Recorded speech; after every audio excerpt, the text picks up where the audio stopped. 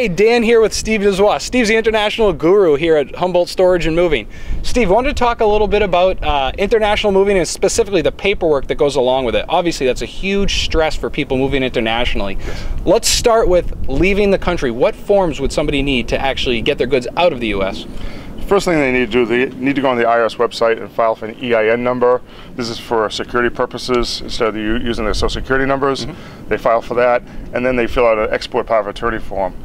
In addition to that, we need legible copies of their passports, and the last thing would be the application for insurance so we could properly insure the goods. That's pretty much all we need to get out of the U.S. Okay, great. So we're halfway there. We're out of the U.S. But getting into the country you're moving to, what sort of forms should you be thinking about there?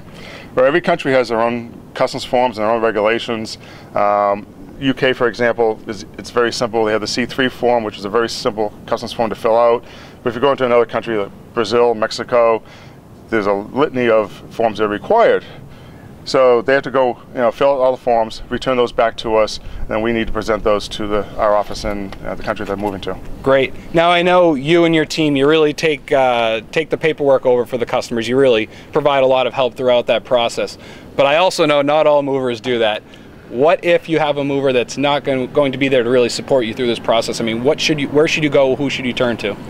Well, the first place to go would be to the consulate website of the country you're moving to. So if you're going to Mexico, go to the consulate of Mexico's website. They'll list all the documents that are required and what's required for them to do at the consulate, for example. And start there, and then they should hopefully assist you going through the process. Great. That sounds like some sound advice to help reduce the stress of your upcoming international move.